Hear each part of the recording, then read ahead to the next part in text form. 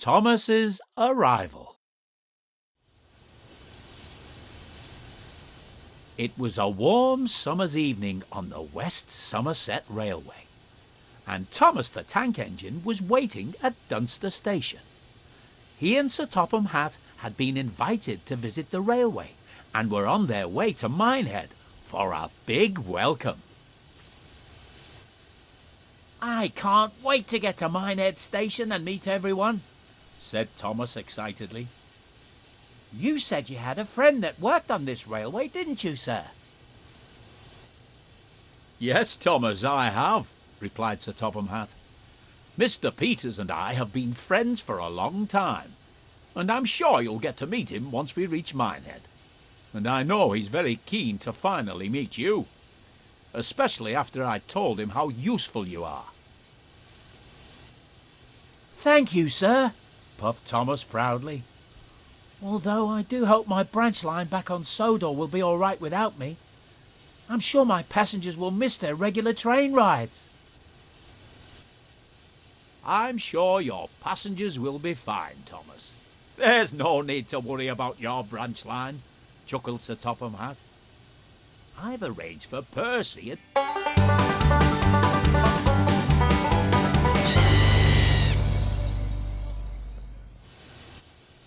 Thomas smiled, thinking about his friends back home.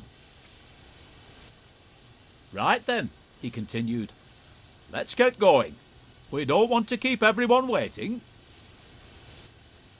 And with that, Sir Topham Hatt walked down the platform and climbed aboard Annie. "Yes, sir," peeped Thomas. "Minehead, here we come."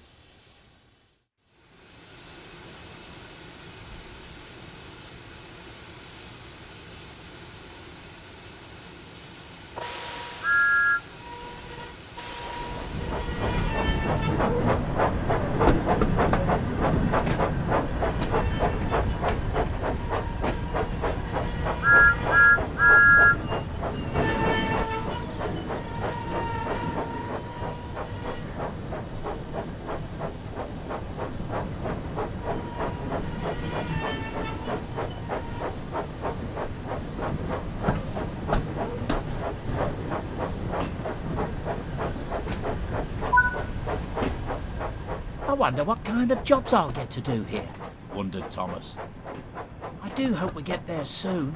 I can't wait to get started."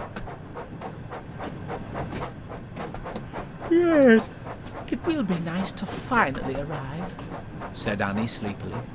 "I don't know about you, Clarabel, but I'm rather looking forward to a nice long rest after our long journey here." "Yes, Annie, it'll be nice to finally rest my wheels for the night. You should get some rest too, Thomas. You don't want to be tired tomorrow, do you?" "But I'm too excited. There's going to be a party tomorrow night to welcome us to the railway, and I want to make a good impression and show everyone that I'm a really useful engine, especially as we've come all this way." "We understand," sympathised Annie.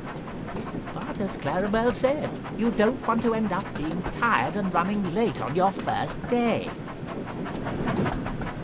Despite his excitement, Thomas couldn't help but be tired too.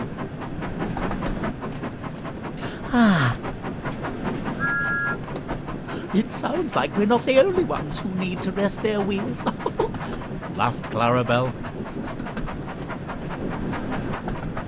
"Well, I suppose I am a little tired," he said wearily. "And a good night's rest would be nice before we start work in the morning." The three friends continued their journey towards Minehead, and it wasn't long before they were nearing the station.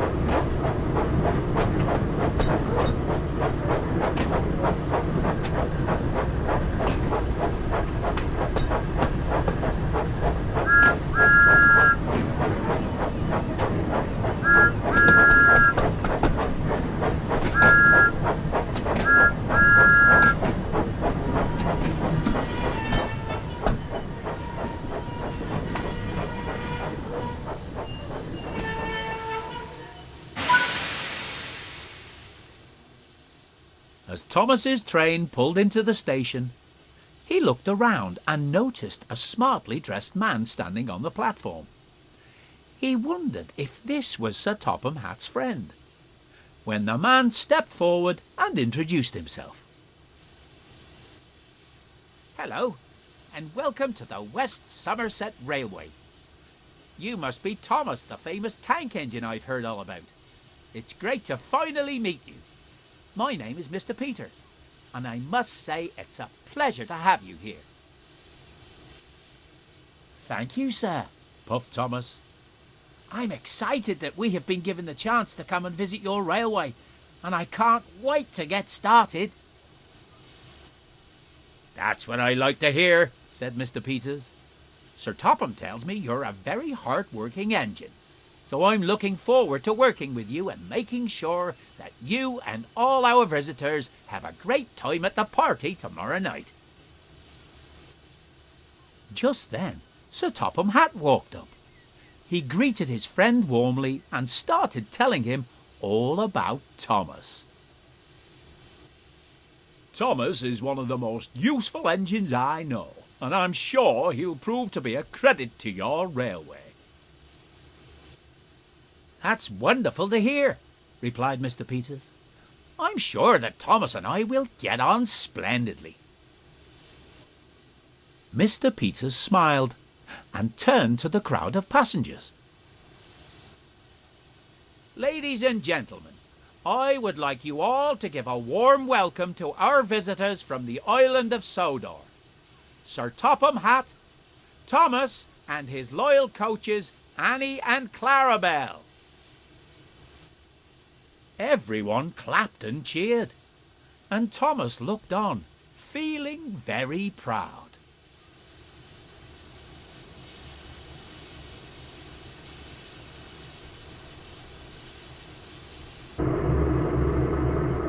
But no one noticed that a familiar diesel engine was watching them from afar.